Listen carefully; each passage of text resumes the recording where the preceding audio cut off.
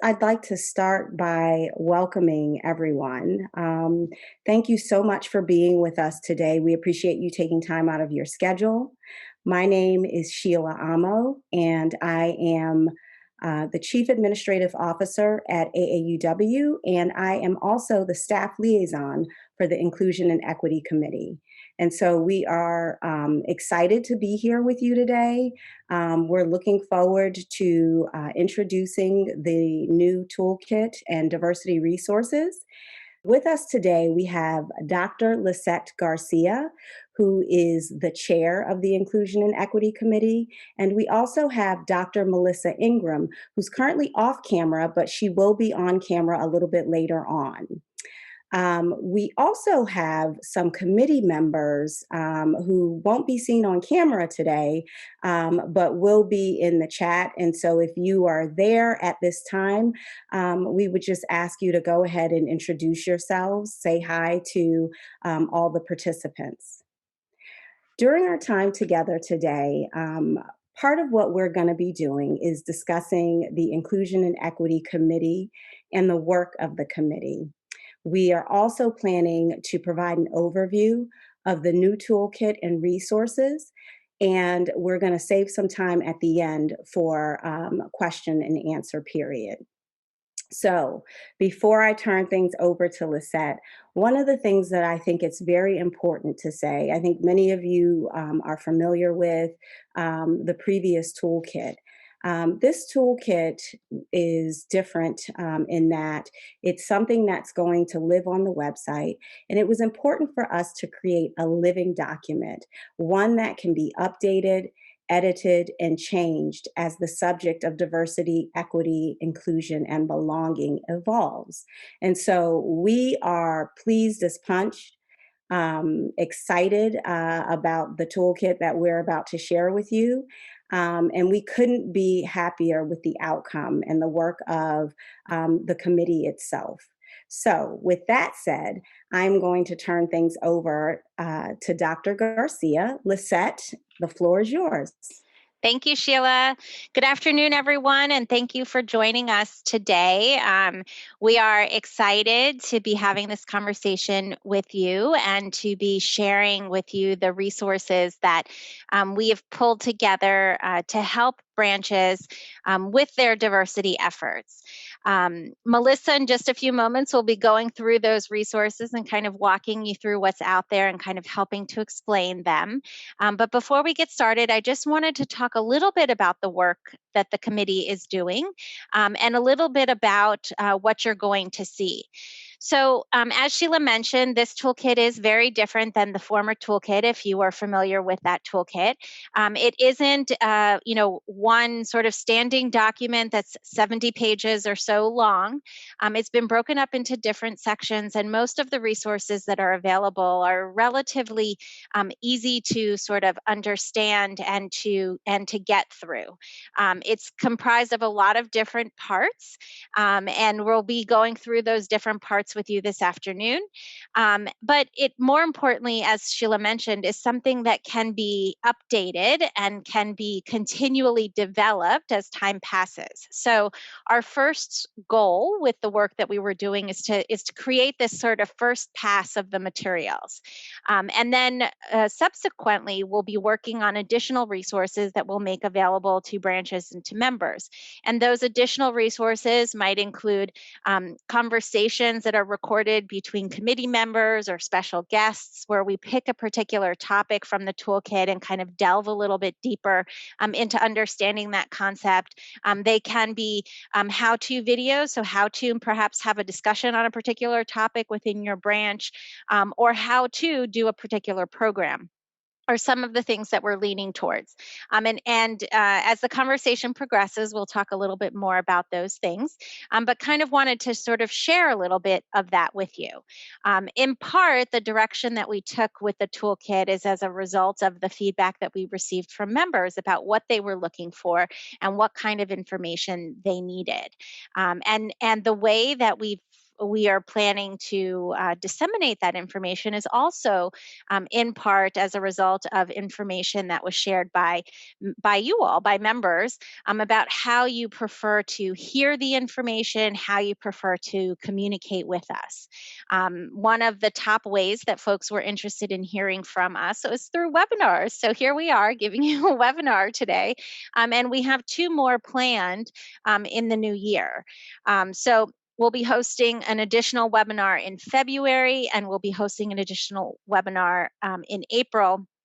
And the way that you'll hear about the work that the committee is doing is through Membership Matters and Mission in Action, which was another sort of piece of feedback that we received from members about how we could communicate and reach out to you.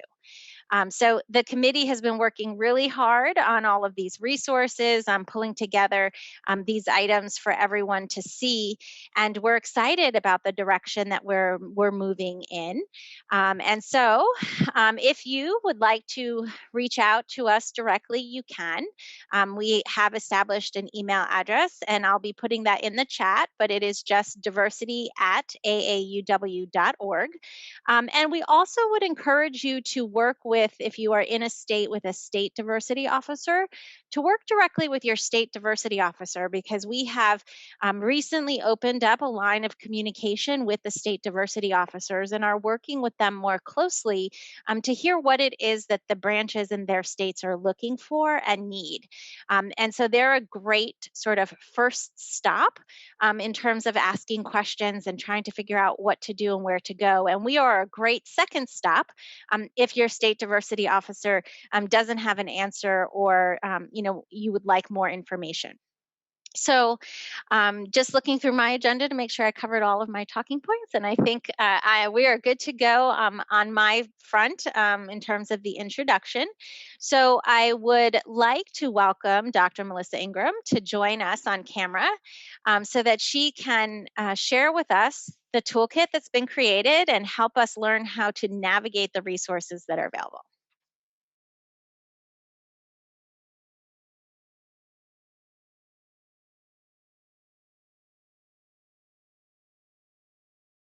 Thank you, everyone. We apologize for the technical difficulties, but So sorry. I'm sure everyone's a little bit used to this at this stage. And we'll put the website link to the toolkit in the chat once we show how to navigate to it. But there are two different ways to navigate to it. One is using that search function, and you can type in DEI Toolkit, and you'll get a list of pages that you can access. And they're just different parts of the toolkit, but all parts of the toolkit link to each other. So in this case, you can look up diversity, and we get to the main sections of the toolkit. And again, any one of those you can click on. You'll have your resources for that particular portion. And then at the bottom of the screen that we'll highlight later, the bottom of each page, there's links to the other items. So the other way to get to this toolkit is from the membership tab. And then from memberships, click on governance and tools. And then from there, you will see the DEI toolkit. So, and I see all the chats. Thanks for understanding. So two different ways to get to the toolkit. For when you first get to the toolkit, you'll see basically just the intro of what we wanted this toolkit to be. And it's meant to help, again, individual members to feel more comfortable in understanding and sharing their perspectives and promoting growth and understanding through these difficult conversations. So our goal is to educate others where they are and then grow us together as a community. So in terms of our resources, these are the big areas under toolkit resources that we wanted to cover. So that commitment page is actually a letter from Kim Churches on AAUW's commitment to diversity, equity, and inclusion. From there, if we could click on the Getting Started with Difficult Conversations, this is the first page because we understand that talking about these issues can be very difficult, especially if you're not used to doing it or you're in an environment that you definitely may not feel comfortable in sharing a different perspective. So, what we try to do for each one of these pages is uh, make this conversational and make this easy to understand for everyone. And as we scroll down, we have all these different sections. Um, Not sure if the screen can get any larger. Can we zoom in on the screen? If not, we get it. But each one of these pages also has an additional resources tab. So if you click on the plus sign, we try to do is include a plethora of different materials, such as print materials like books, websites that may be a little more accessible for the quick reader if you don't have time to read a book. We included activities for students and for the workplace where we can find activities for both. And then videos. And some of these are longer videos, some of these are TED Talks, but we try to include these types of resources for each one of our sections just to continue the conversation about whatever that topic is. So as we scroll down to the end of the page, there are boxes at the very end of the page that then link to the next section. So if we were to start here at the dimensions of diversity, or I'm sorry, if we're starting at the having difficult conversations, the next thing that we think is important is understanding key terms and concepts. And if you could, please, thank you. So these key terms and concepts is now just a baseline of what we think diversity is, what inclusion is, and then differences between things like inclusion and belonging, equity and equality. And if we click on any one of these links,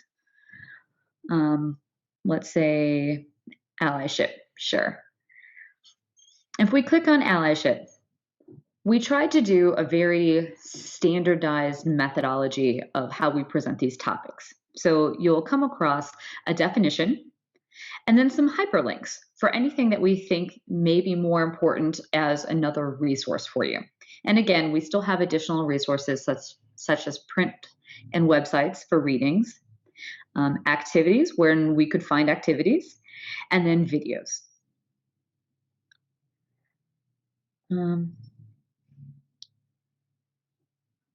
Now, if we go down to the next part, at the very bottom, the next thing that we think is important is the dimensions of diversity and identity. So if we click on that, we now get to talk about all different dimensions, the primary and secondary definitions of or aspects of diversity. And for each one of these, we again talk about, if we could click on H. Thank you. So that we again start off with the definition. So we all have commonality in terms for whatever dimension we're talking about. A little discussion about that topic, a little history, and then some more additional resources on that topic. From there, I think those are the main items and the main aspects of the toolkit. We tried to make this again very manageable and very bite size, as opposed to lots of readings. But we understand that there is a now, what's next. So with that, Dr. Garcia, I will turn it back over to you.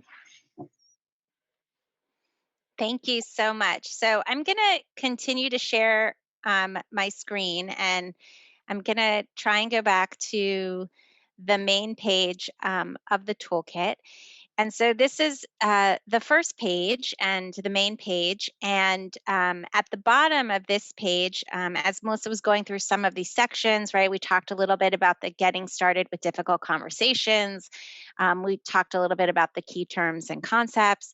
And we've talked about the dimensions of diversity.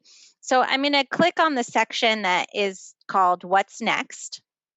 And what you see when you get to this particular section is a diversity officer description. So what we've tried to do here in this section is to really help lay the groundwork for branches to be able to be successful in their diversity initiatives. We recognize that every branch and every individual is not in the same place along their diversity journey, and so we've tried to think about what resources might be needed to help branches to move along in their diversity journey. And so we've created this diversity officer position that includes a description of the position and some core responsibilities that we would hope that that person would take on in this work. And so what we're encouraging branches to do is to think about getting started here at this aspect by creating a diversity officer if you don't already have one. If you do have one, then I think you're sort of a little bit further along on this journey, and you're able to go back to any one of the sections now and think about what type of program or event might you hold in the new year. And as Melissa was saying, there are a number of resources that are available. There are books. We would encourage you to host perhaps a virtual book club. There are movies, not just podcasts and TED Talks, but also movies that have been pulled from popular culture that do a good job of illustrating some of the concepts that we talk about and that we discuss in the toolkit. So we encourage you to perhaps hold a virtual watch party and discussion of a particular movie. And if your branch feels comfortable doing those things, if your branch is a little bit sort of earlier in their diversity journey and you need to really take a step back and think about how you should plan and how you should structure yourselves to be successful at this work, well, that's actually the next section of resources that we are currently working on. So we are working on recreating the diversity planning tools for branches and sharing those revised items with you in the new year. Some of you who may be familiar with the previous version of the toolkit might remember that there was a diversity planning tool or activity in that toolkit, and we're working on revamping that so that we can share that with you. In the meantime, while we're sort of finalizing additional resources, this is also an opportunity for you to work within your state, or perhaps even a neighboring state if your state doesn't have a diversity officer. So what we're really trying to encourage everyone to do is to read through the materials that are there, to familiarize yourself with the toolkit, with the concepts that are there, and to check out all of the additional resources. And if there's something that you think is absolutely essential to these conversations that we've overlooked or we've missed or don't go into enough detail about, please let us know. Please share with us your thoughts on what resources might be helpful for you moving forward, what might be needed to get these conversations started in your branches and with individual members. We are planning to post new resources every quarter. And so, as I mentioned, in the first quarter of the new year, we'll have the diversity planning tools for branches. And with those new resources, you'll find information that is a little bit more detailed, perhaps on the activities. We've been working to try and create not only video resources that the committee is pulling together, but also to create a template for some programming.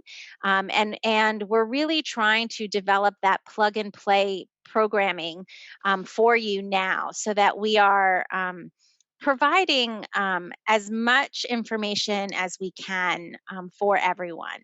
And the work that the committee is doing recognizes that every branch is not in the same place when it comes to diversity, equity, and inclusion. And so we're trying to really be thoughtful in the resources that we create so that the information that is made available can apply to each and every one of you.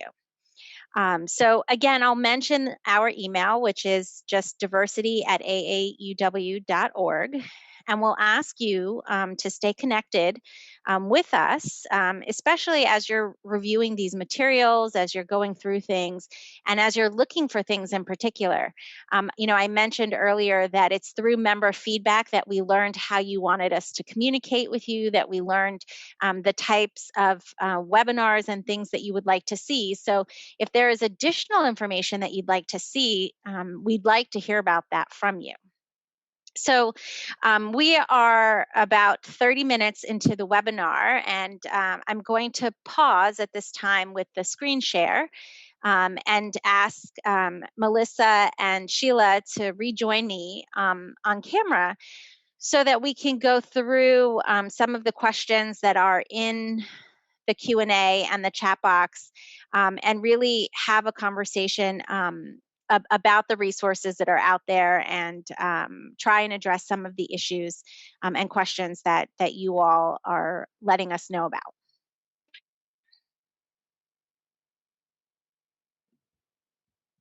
Great. Thank you, Lisette. And thank you, Melissa. That was a wealth of information. And based on the feedback I'm seeing in chat, folks are really appreciative. I did just post the link for the toolkit into the chat box, so it's there for you. And I'm sure we'll do it again before we're done today. But we think it's important. We've answered some questions, just directly into the Q&A. And so we've got one person who's asking about whether or not you can talk about the committee. Who are the members? How many are on the committee? And how can others get involved if they wish? Yeah, sure.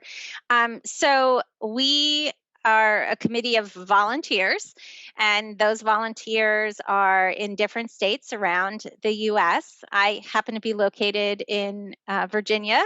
And Melissa, you are? Are you frozen again? Looks like it. Melissa? Button takes longer than I want to acknowledge. So I actually am in Southern Alabama. Yeah, well, I was going to say Melissa's in Alabama, just in case she didn't come back on. But we have members who are around the U.S. It's a volunteer position. So when AAUW does its call for committee membership, that's how folks generally get involved with us. We currently have 10 members on the committee who are joining us this year, and it's a 2-year commitment to be on the committee. And yeah, I guess, when you see the announcement about who wants to be on a committee and who wants to volunteer, that's how you can get involved with us. Otherwise, there's lots of opportunity to get involved in your branches in terms of this work, as well as at the state level. There are currently only 17 states that have diversity officers. And so if you are in a state that does not have a diversity officer, that is also an option for getting involved with this work. Thank you, Lisette. So one of the questions we received is whether or not AAUW still has a diversity book of the month reading list. And I would say the answer to that is no. We no longer have that. However, included in the resources that Melissa reviewed today, there is a wealth of information on different books that can be read. And that can be done as a group, within a branch, as a full branch. And that's part of the programming that Lisette alluded to during her presentation. And so we do highly encourage you to go through the resources and see what's there, and see if it's something that your branch is interested in reading together as a group. Okay. Um, we have a question that's asking, do we have any examples from branches that have had successful meetings? And I'm assuming on the topic that we're discussing. And so, Lisette, do you want to share kind of some of what we've heard from state diversity chairs? Sure. In terms of an actual program that they've tried, I mean, there are a few branches that are a few states that shared with us that they have tried topics from intersectionality to understanding why diversity is important for branch growth and sustainability. In particular, the two that come to mind are the state of New York and Florida. Both have shared with us events that they have hosted and that they have shared that have been successful. And we are happy to connect you with individuals in those areas if you would like to reach out to them directly to connect to discuss. And actually would encourage, if there are any of the state diversity officers on the conference call with us, on the webinar with us, if you could just post in the chat so that other folks can see you and get connected with you. That would be wonderful. And I see actually Peg Carlson Bowen. I'm not sure, did she say what branch she was with? Posted to us that they held a thank you, San Jose, California, posted that they did a program on sexual orientation and gender identity, and it was well attended and appreciated. And I also saw someone else posting from Roanoke that they are doing excellent outreach and work in Roanoke, Virginia as well. So some great examples. And I'm sure you all have other examples that, of course, we'd encourage you to post in the chat so that everybody who's on the call with us today can actually see those as well. Great, thank you. We do have a few questions in the Q&A about whether the toolkit provides ideas or addresses ways to recruit members of diverse backgrounds. That's a great question. We don't per se have a resource that is specifically focused on recruiting diverse members to the branches. We approach the resources that we created from a slightly different perspective this time around, in that we wanted to help branches have the resources needed to create an environment that would be welcoming and inclusive first, before we worked with the recruitment piece as far as membership is concerned. I think, so I do a lot of work with corporations and in corporate America. We often find that companies have very well developed strategies when it comes to recruiting diverse talent, for example, but have put significantly less effort into creating a culture that is welcoming and inclusive. So when they recruit that diverse talent, they ultimately end up leaving because they don't feel very much a part of the organization. And so, based on that experience and based on the best practices that we're seeing with corporate America, we wanted to take a little bit of a different approach. And so this first set of materials is really focused on creating environments that are welcoming and inclusive by us first understanding and acknowledging what these different concepts are and mean. And in the second sort of go round of materials, you'll see information that is about branch diversity planning and inclusive of recruiting and how to attract. But in this first go round, we're sharing information so that everybody can build their skill set and their competencies around key terms and concepts that are related to diversity and that are important for creating environments where diversity can thrive and succeed. Thank you, Lisette. Um, we do have a question that's asking, how do you find out if your state has a diversity officer and who that person might be? That's a great question, and I myself am not completely sure how an individual member would find that out. I know who they are, but maybe Sheila, that's one that you could help members figure out.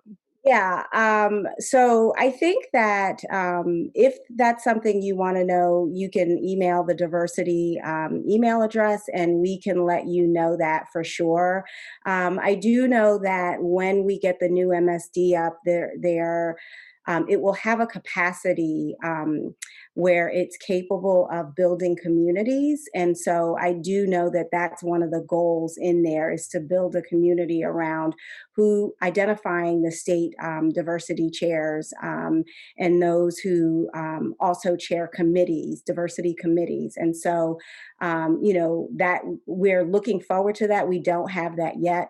So in the meantime, I would just say email us and we will let you know for certain. Okay.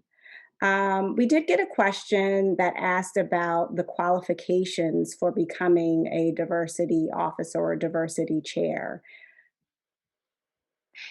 Sheila, before we go to that question, can I just, I'm reading through the comments that are in the chat, Mhm. and it appears that some folks are making really great comments and sharing really great information, but the default setting on the chat is for it to go just to all panelists. And so Oh, I would ask that if you are posting some questions, comments, ideas in the chat, that you make sure you select all panelists and attendees so that other folks can see that information. So thank you, Susan, for bringing that to our attention. And so I'd encourage you, like Cindy Shanahan from Virginia, I believe your comment went just to the panel, and there's a few others that are out there. So you could just double check your comment to make sure that everyone can see it.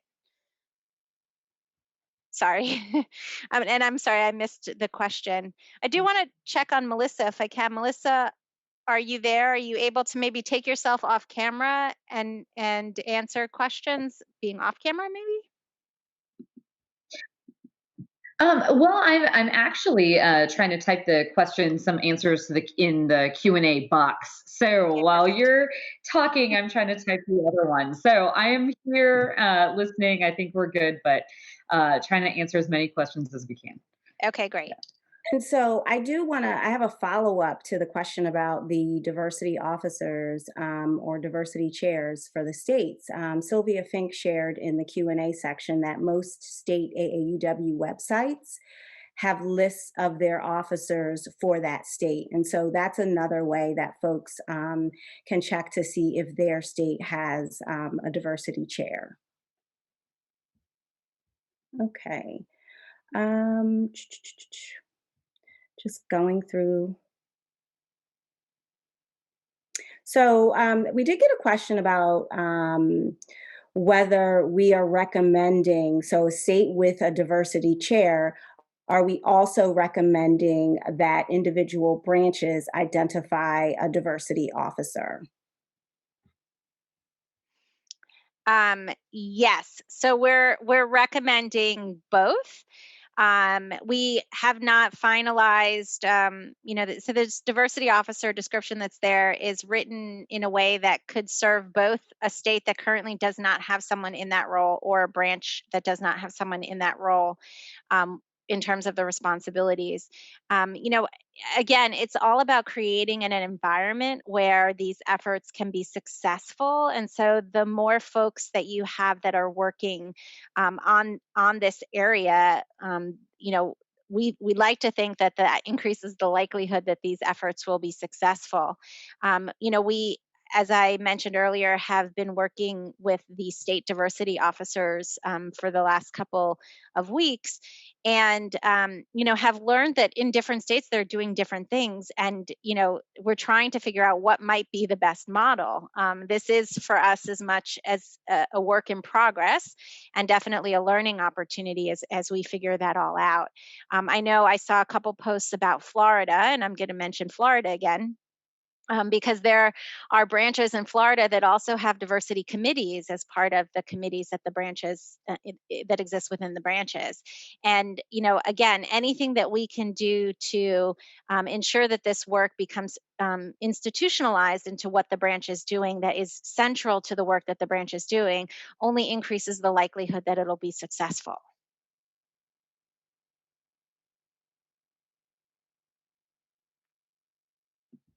Thank you, Lisette. Just going through, we did get a question about whether or not AAUW has a statement about the George Floyd incident, and the answer to that is we do not have a specific statement on that. We do have a diversity statement, which is on the AAUW website, but we did not make a specific statement about the George Floyd incident. Okay. We are answering these questions. Any suggestions? Oh, sorry, that jumped. Any suggestions on being a young diversity officer for my branch while a majority of our members are a lot older than myself and have different levels of education on certain topics? Um, I don't know. Melissa, Sheila, do you have any thoughts on this one in particular? I'm I was actually typing an answer to that one. oh, So my initial thought is because I get it. In my organization, my typical work organization, I am definitely one of the youngest. I am definitely that diverse person, and it's a little awkward having that different viewpoint. So I would encourage you to meet your members where they are and understand some of their backgrounds, because that understanding and just getting them to talk more about themselves can lead to the discovery of commonalities, right? Um, and if you need help with that, I'm going to refer you to the toolkit as a starting point with that difficult conversations tab, that section. We included some resources for specifically this type of interaction. So I would start there for sure. But I don't think that you're going to go wrong if you go in just trying to understand other people, and then you'll feel your way out. Or feel your way around, and hopefully you'll make some headway. But that's my initial wag at that question. thanks. I do, if I can, Sheila, want to address a couple things that I'm seeing also in the chat box. So, there's a comment here asking if we moving forward can create some resources specifically focused on racial healing, and how to respond to specific experiences, problems, or concerns. And I think that that's a great suggestion when we think about sort of the next iteration of resources. That would be wonderful information to include in the next go round. And someone also commented about creating a list of branches, not just states, that have good diversity programming and/or a good diversity structure, so that they can connect with other branches, or so that folks know who they can reach out to know if someone has done something that's really great in terms of how it works, that they can maybe mirror or mimic in their own branches. So I would encourage you all, if you are in a branch that has a great diversity structure, that already has a plan, that maybe has a full-blown committee that focuses on that, if you could communicate with us, the diversity committee, through our email address, because right now, as far as I know, there is no centralized way of us knowing who those branches are. or which branches have that. There isn't a place for us to figure that out. So if you are a part of a branch that has that, that would be wonderful. That would be wonderful for you to share with us. Anything else from the chat, Lisette? I'm slowly going through, so no, Okay, not right great. now. Takes time. I understand. We do have a question asking where would individuals send a story about what their branch is doing related to diversity and inclusion? And I would say to the diversity email address. We would love to hear about what you're doing, what you found, you've had success in, ways that you are outreaching and attracting different members, but also ways that you are discovering things about yourself on this journey of diversity, equity, and inclusion. And so, a lot of folks have talked about reading the book Waking Up White.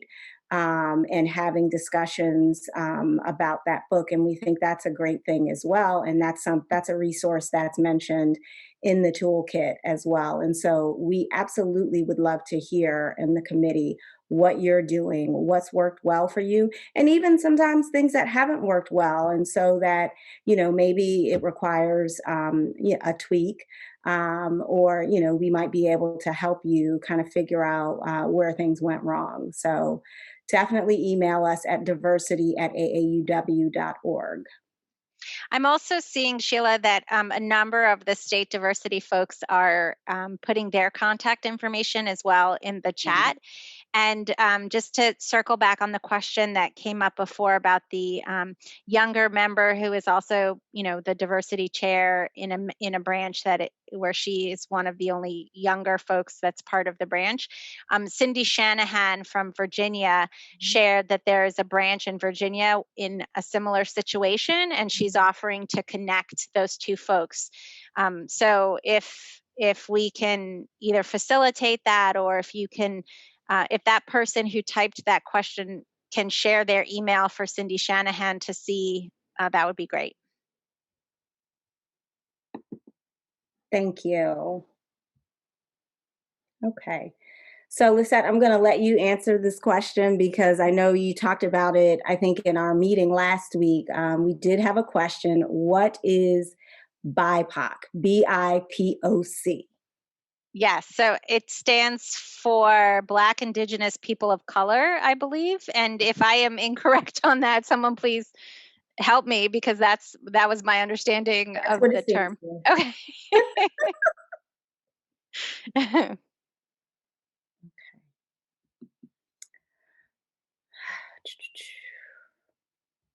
Does AAUW have a statement about having county health services accompany police officers to suicide or other mental health crises to include getting Blacks interested in AAUW? That would be important. I'm not sure I fully understand that question. Do you see that in the Q&A? I actually, there are so many questions that are in the Oh, chat that I don't have it open, but I can open it up. And we thank you all for your interest and for your all of the questions and the comments that are coming in. We're yeah. trying our best to answer all of them, but we probably won't get to all of them before we're done today. So if we don't resolve your question, if you could please reach out to us via the email, which is again just diversity@aauw.org. We would sincerely appreciate that, because we're trying to get to everything, but we don't think we're going to. Yeah. So we did get a question in Q&A asking about whether there would be speakers available to see on virtual meetings. And so I would say, as you all know, the folks who are working on the committee are volunteers. And so while they may not be able to speak in virtual meetings, I would say it's certainly a question, you can run it by the committee. You can email the diversity at aauw.org, and we'll let you know one way or another. But one of the resources we are working on is having conversations. So having a couple of committee members engage in a conversation on key concepts and topics that are in the toolkit, and recording those and making those available to members. And so that is one of the things that will be forthcoming. And so while we may not be able to attend a virtual meeting, we are planning to have those resources available so that perhaps you can watch them as an event in a branch and then have a discussion around that.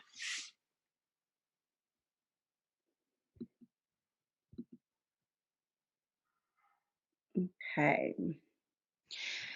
Melissa, I know you're also going through some of the questions. So is there anything in particular that that you wanted to call attention to or answer? Thanks, Lizette. So there have been a couple questions about recruiting and retention, specifically for younger members. And while that isn't necessarily a diversity and inclusion item directly, it is if we can't attract members that feel like they have a sense of belonging here in the organization. So I think that to address that question from an inclusion standpoint, the best thing that we can do to help recruit new members and retain new members is actually go out and show the good things that we do to our community, especially if we're trying to target younger members. Maybe go out to colleges and universities and showcase what this organization is and how we do want to include all women in our organization. I know Constance Hope, part of the Toolkit subcommittee, sent me an article about a talk that she did recently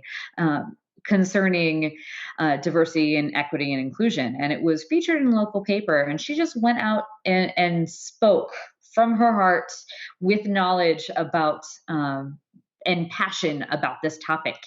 And at the end of that article was kind of a recruiting statement. So the newspaper actually recruited for her just because she got out into the community. So I would encourage you all to take something that you're passionate about, turn it into something positive, and then that way we may be able to get more people into our organization. But that hopefully that addresses a couple questions out there. So we did get a question, thank you, Melissa, about where folks can get information on the national committees and requirements and duties, such as the National Diversity Committee, the Inclusion and Equity Committee. So I will say, and Lisette, then I'll turn it over to you, because I know you were at one point on the nominating committee. But there is information on the AAUW website. If you go to the website, you can find it under the membership tab, and then governance and tools, and then committees. The other thing you can also do is just put volunteer committees into the search bar, and it'll pop up for you there as well. So Lisette, did you can you impart any more information in terms of committees and the process? No, I guess not more than what you've shared. The nomination committee specifically deals with not folks that are interested in serving on the board, which is a little bit of a slightly different process than volunteering to be a member of a particular committee like inclusion and equity. So it's a slightly different process. Yeah. Okay. Okay. Thank you. All right, so we're at 4:54, and I know there's still some unanswered questions out in chat and in the Q&A, but as Lisette said, you know, we didn't think we'd be able to get to all of them. If you are still interested in getting an answer to your questions, by all means, please contact us through the diversity email. account. And I will ask Lisette to put that in the chat again. And Melissa, if you wouldn't mind putting that in the Q&A section. Well, actually, no, because you'd have to respond specifically to someone. So if we can just put it in the chat section, that would be great. And we, again, appreciate you taking the time out today to join us on this call. We know that this has been a long time coming, and so we also appreciate your patience here. And so, as we close out, we want to wish all of you a wonderful evening, as well as happy holidays and a happy new year. And we hope that you stay safe and do, whatever that means for you to stay safe and stay healthy. So thanks again and take care of yourselves. Thanks, everybody. And thank you to the committee for your hard work on getting this toolkit done. Yeah, thank you. And thank you, Melissa, and thank you, Lisette, for all of your leadership. We appreciate it.